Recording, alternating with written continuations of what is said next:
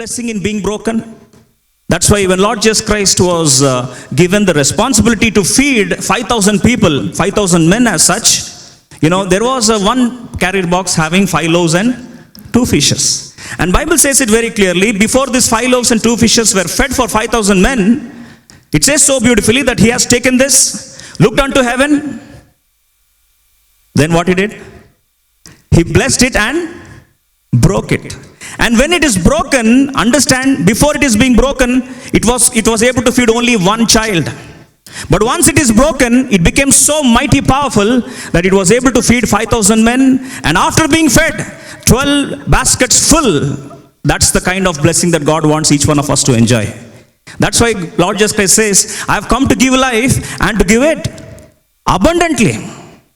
That's why in this Life's Temple, may we understand how to live life in abundance and how to handle failures in life, how to handle rejections in life, how to handle different facets of being broken in life. That's why, the summary of the Old Testament pattern of facing rejection is understood by Paul. And Paul, as he was rejected and put in Roman prison, he writes to Philippians in chapter 4, verse 6 to 7. Be careful for nothing, but in everything by prayer and supplication with thanksgiving. Let your requests be made known unto God. Principles of facing rejection in just 3 lines.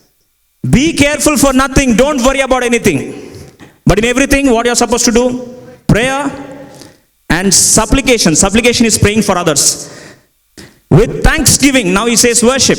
When you follow this pattern, let your requests be made known unto God. When you do this, verse 7 please. Verse 7 quickly. And the peace of God, which passeth all understanding, shall keep your hearts and minds through Christ Jesus. That's the solution. God says your hearts will be filled with peace. Today man's quest for peace is left unanswered. Although there are several peace theories and peace studies in the world, nothing could offer the real peace in your heart. Bible says, follow these steps. I will give you the peace that passeth all understanding. And this peace is called peace of God, a divine peace, a spiritual peace. You'll start enjoying your life. Otherwise, what's the point in living a life harboring feelings of bitterness, not able to forgive others, and still enjoying hell in the place of heaven? What a stupidity it is. My dear brother and sister, as the Spirit of the Lord is speaking to each one of us, David has followed it Old Testament times when there was no scriptures in his hand. We have scriptures and summarized it in Philippians chapter 4, 6 to 7.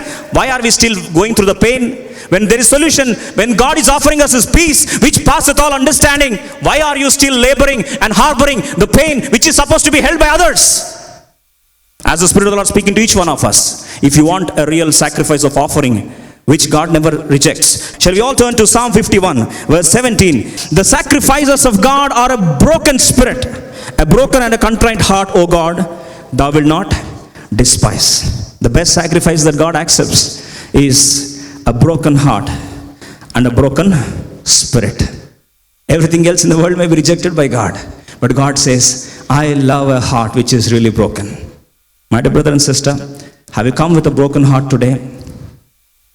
Probably the pain you alone go through, and you know the pain better than anybody else. But God says, I have allowed that pain with a purpose, and that heart which is broken is the real sacrifice. I can never throw it. On this Lord's Day, if you want God to be satisfied and pleased with you, let this heart which is being broken go through the process of forgiving others. Accept God's peace as it comes, and pray for those who hurt you.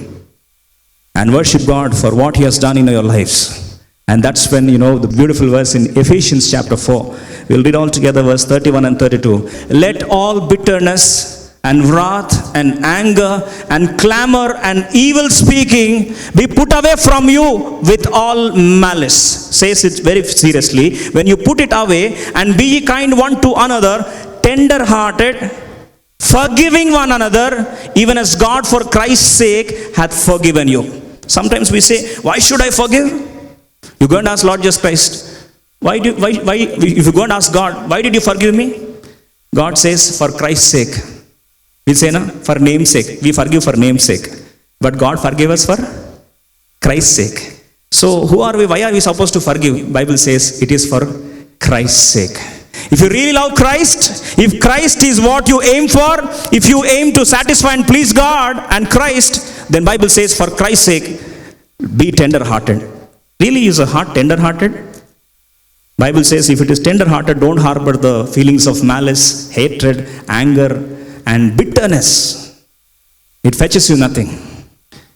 When you forgive one another as Christ has forgiven you, Bible says it so beautifully, that the peace of God, which passeth all understanding, will become yours. You see two contrasts. Who is supposed to commit suicide, by the way? It was supposed to be David. Because who hurt whom? Son hurt father and friend hurt this friend. So ultimately victim is David. So technically who is supposed to commit suicide? David. But story is other way around.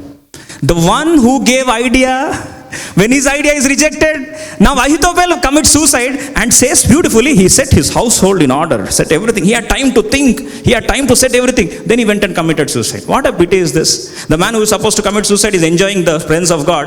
The one who is supposed to enjoy the presence of God has committed suicide, set his household in order, and left the world. What a pity is this, my dear brother and sister? What is this paradigm difference? Two people, same experience. As a matter of fact, the one who is hurt more is able to enjoy God's peace. The one who is hurt less has ended his life and shattered his peace into multiple pieces. What a pity is this, my dear brothers and sisters, as the Spirit of the Lord is speaking to each one of us. Probably this message might sound as trivial to each one of us, but you cannot go against the principles of God and still experience peace. That's why the Bible says there is no peace unto wicked. But the children of God, who are the children of Prince of Peace, because they forgive others, they enjoy the peace of God.